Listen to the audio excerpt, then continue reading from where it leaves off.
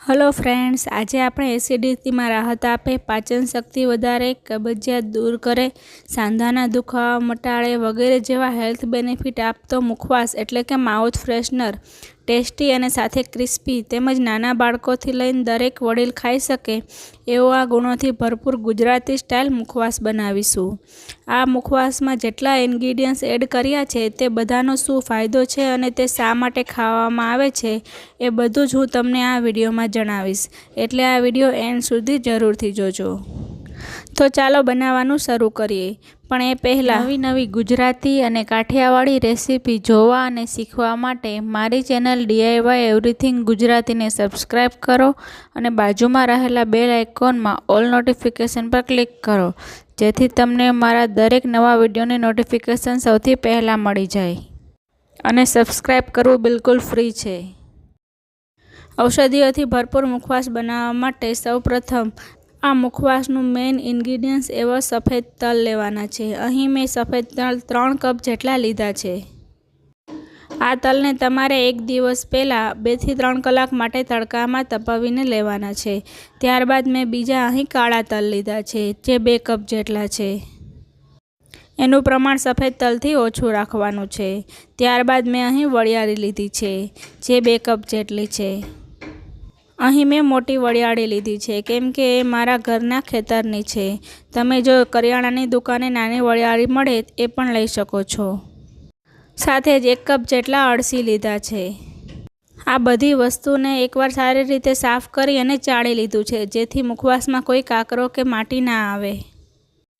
હવે આ ચારેય વસ્તુમાં આપણે સ્વાદ પ્રમાણે નમક એડ કરવાનું છે। તલ વધારે છે તો એમાં 1 આખી ચમચી ભરી અને નમક એડ કરશું।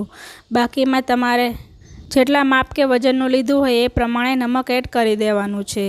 હવે અહીં આપણે મુખવાસ પીળા કલરનો બનાવવાનો છે, તો સફેદ તલમાં હું 1 ચમચી જેટલી હળદર એડ કરીશ અને સાથે અળસીમાં 1 ચમચી જેટલો લીંબુનો રસ એડ કરીશ। હવે લીંબુના રસ અને નમકને હાથની મદદથી અળસીમાં સારી રીતે મિક્સ કરી દઈશું। જો જરૂર પડે તો 2 થી 3 ચમચી જેટલું પાણી હાથમાં લઈ અને ફરીથી મિક્સ કરી દઈશું, એટલે મીઠાનું અને લીંબુનું કોટિંગ સરસ અળસીમાં આવી જાય। અહીં આપણે બાકીના 2 ઇન્ગ્રીડિયન્ટ્સ છે જે ડાયરેક્ટ શેકવામાં એડ કરવાના છે, તેમાં મીઠું અને હળદર ભેળવવાની જરૂર નથી। અને બાકીનો 1 ઇન્ગ્રીડિયન્ટ્સ છે જેને શેકવાની પણ જરૂર નથી, જે ડાયરેક્ટ બધો મુખવાસ શેકાઈ જાય ત્યારબાદ લાસ્ટમાં એડ કરીશું। તો આ મુખવાસ કેવી રીતે બને છે અને એમાં શું એડ કરવામાં આવે છે એની આખી પ્રોસેસ માટે તમે આ વિડીયોને એન્ડ સુધી જરૂરથી જોજો। હવે વરિયાળીમાં પણ 2 થી 3 ચમચી જેટલું હાથમાં પાણી લઈ અને આ રીતે હાથની મદદથી એને મિક્સ કરી લઈશું। સાથે કાળા તલમાં પણ થોડું પાણી લઈ અને મિક્સ કરી લઈશું। અહીં તમે કાળા તલમાં પણ થોડી હળદર એડ કરી શકો છો। અને જો ઘરમાં કાળા તલ ના હોય તો આ મુખવાસમાં તમે એને સ્કીપ પણ કરી શકો છો, પણ જો હોય તો જરૂરથી એડ કરજો, કેમ કે આ મુખવાસમાં સૌથી વધુ ગુણકારી કાળા તલ છે। અને આ મિક્સ કરવાની પ્રોસેસ કોઈ પણ સ્પૂન કે ચમચાને મદદ વગર તમે હાથથી જ કરજો। એનાથી બધી જ વસ્તુમાં સારી રીતે નમકનું કોટિંગ થઈ જશે અને કાંઈ પણ કોરું નહીં રહે। હવે એ જ રીતે આપણે સફેદ તલમાં પણ આ રીતે પાણી એડ કરી અને હળદર અને મીઠાનું કોટિંગ કરી લઈશું। તમારે અહીં જરૂર પૂરતું જ પાણી એડ કરવાનું છે, વધુ પડતું પાણી એડ ના કરશો, નહીંતર તેને સુકાવવામાં સમય લાગશે। અને જો પૂરું સૂકવ્યા વગર ડાયરેક્ટ તમે એને શેકશો તો શેકવામાં પણ ટાઈમ લાગશે અને તેમાં રહેલા પોષક તત્વો બળી જશે। તો આ મુખવાસમાં એડ થતી 7 વસ્તુમાંથી 4 વસ્તુ આપણે રેડી કરી લીધી છે। હવે એને અડધી કલાક માટે આપણે સૂકવવા માટે રાખી દઈશું। તમારે જો ઝડપથી સૂકવવું હોય તો તમે એને પેપર ઉપર પાથરી અને પંખા નીચે સૂકવી શકો છો, પણ ઓછામાં ઓછું અડધી કલાક માટે આપણે એને રાખી દેવાનું છે। મારી પાસે ટાઈમ છે એટલે 1 કલાક માટે એને રાખી દીધું હતું। હવે એને શેકવા માટે આ રીતે લોખંડની કડાઈ લેવાની છે। જો તમારી પાસે આવી કડાઈ ના હોય તો તમે નોનસ્ટિક પેનનો પણ ઉપયોગ કરી શકો છો, પણ લોખંડની કડાઈમાં શેકવાથી એમાં રહેલા આયર્નના ગુણ પણ આપણે મુખવાસમાં મેળવી શકશું। હવે પહેલાં 3 કપ જેટલા સફેદ તલમાંથી અડધા તલ આ કડાઈમાં એડ કરી દઈશ। હવે ગેસની ફ્લેમ લો ટુ મીડિયમ રાખી અને એને સતત ચલાવતા જઈ અને આપણે એને રોસ્ટ કરવાના છે। ગેસની ફ્લેમ હાઈ બિલકુલ નથી કરવાની, ધીમા તાપે જ એને રોસ્ટ કરવાના છે। જો વાળ અકાળે સફેદ થઈ જાય અને ખરવા લાગે તો સફેદ તલનું સેવન કરવામાં આવે છે. આ તલ કબજિયાતમાં પણ ફાયદાકારક છે. પેટ અને સાંધાના દુખાવામાં પણ ખૂબ લાભદાયક છે. સફેદ તલ ખૂબ જ શક્તિવર્ધક હોવાથી ગોળ સાથે તેના લડ્ડુ બનાવીને ખાવામાં આવે છે. લગભગ 3 થી 4 મિનિટ પછી તમે સાંભળી શકો છો કે આપણા સફેદ તલ સરસ ચટકી ગયા છે. આ રીતે ચટકવાનો અવાજ આવે ત્યારબાદ ગેસની ફ્લેમ એકદમ સ્લો કરી અને આપણે એને એક મોટા વાસણમાં કાઢી લઈશું. અને બાકી રહેલો બેચને આપણે શેકવા માટે કડાઈમાં લઈ લેશું. એક બેચને શેકાતા લગભગ 3 થી 4 મિનિટ જેટલો ટાઈમ લાગશે. અહીં તમારે શેકવાની કોઈ જ ઉતાવળ કરવાની જરૂર નથી. લો ગેસની ફ્લેમ પર સતત ચલાવતા જઈ અને બધી જ વસ્તુને શેકી લેવાનું છે. તો હવે આવી જ રીતે કાળા તલને કડાઈમાં એડ કરી દઈશું. કાળા તલ સફેદ તલ કરતાં વધુ ફાયદાકારક છે. તલમાં કેલ્શિયમ અને પ્રોટીનનું પ્રમાણ વધારે હોય છે, જેથી તે બાળકોના હાડકાના બંધારણમાં તેમજ માનસિક રોગોમાં ફાયદાકારક છે. 50 ગ્રામ જેટલા રોજ આ તલ ખાવાથી કેલ્શિયમની કમી શરીરમાં રહેતી નથી. કાળા તલ રોજ ચાવીને ખાવાથી દાંત સાફ થાય છે તેમજ મજબૂત બને છે. તો આ તલ પણ સરસ ચટકી અને ફૂલી ગયા છે, તમે જોઈ શકો છો. તો હવે એને પણ એક મોટા વાસણમાં કાઢી લઈશું. અને ત્યારબાદ આપણે વરિયાળીને શેકી લઈશું. વરિયાળીનું સેવન કરવાથી શરીરમાં કોલેસ્ટ્રોલનું પ્રમાણ જળવાઈ રહે છે. વરિયાળી ઠંડી હોવાથી આંખોની દ્રષ્ટિ પણ વધે છે. વરિયાળીને જમ્યા પછી ચાવીને ખાવાથી એના રસથી આપણી પાચન શક્તિ મજબૂત બને છે. વરિયાળીને શેકાતા સમય નથી લાગતો. થોડી એવી ગોલ્ડન બ્રાઉન થાય ત્યારબાદ આપણે એને ટ્રાન્સફર કરી લઈશું. અને હવે આપણે અળસીને પણ શેકી લઈશું. તો અળસીને આપણે લીંબુ એડ કર્યો હોવાથી તે થોડી ચીકણી હોય છે, માટે તેના ગઠ્ઠા વળી ગયા હશે. તો આ રીતે હાથની મદદથી પહેલાં ભાંગી લઈશું, કેમ કે ગરમ થયા પછી તે નહીં ભાંગે.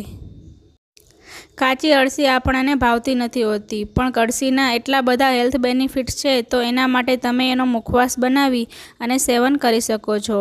અળસીમાં ઓમેગા-3 ફેટી એસિડ સારા એવા પ્રમાણમાં હોય છે. અળસીના સેવનથી ઘણા પ્રકારના કેન્સર સામે રક્ષણ મળે છે. હાર્ટ માટે અળસી ખૂબ જ ફાયદાકારક છે અને લોહી પાતળું કરવામાં પણ અળસી હેલ્પ કરે છે. બાળકોના મગજનો પણ વિકાસ કરે છે, માટે રોજ 2 ચમચી જેટલી અળસી ખાવી જોઈએ. તો અહીં લગભગ 3 મિનિટ પછી તમે જોઈ શકો છો કે અળસીનો કલર ડાર્ક થઈ ગયો છે અને તે સરસ ચટકી ગઈ છે.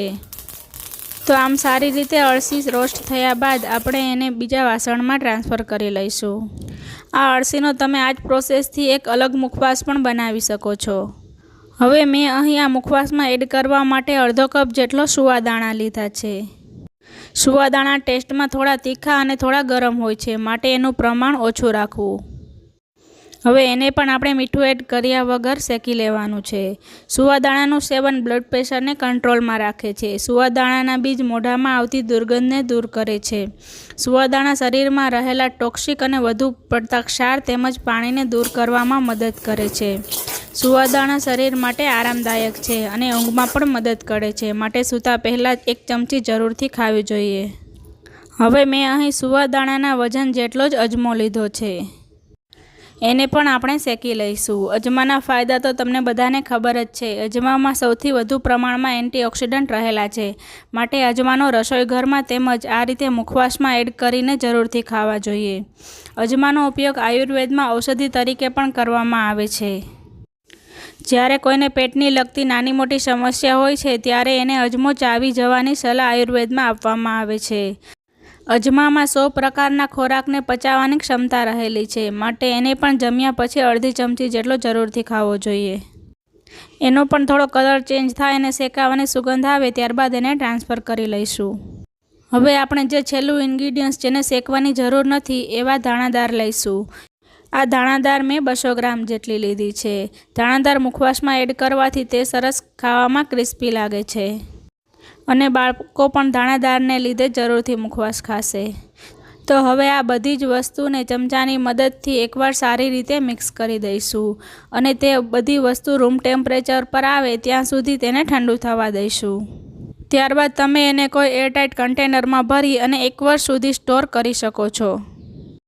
જો ચોમાસાની સિઝનમાં મુખવાસ થોડો હવાઈ ગયેલ જેવો લાગે તો ફરીથી તમે એને બધા મુખવાસને 1 થી 2 મિનિટ માટે રોસ્ટ કરી અને પાછો ખાઈ શકો છો.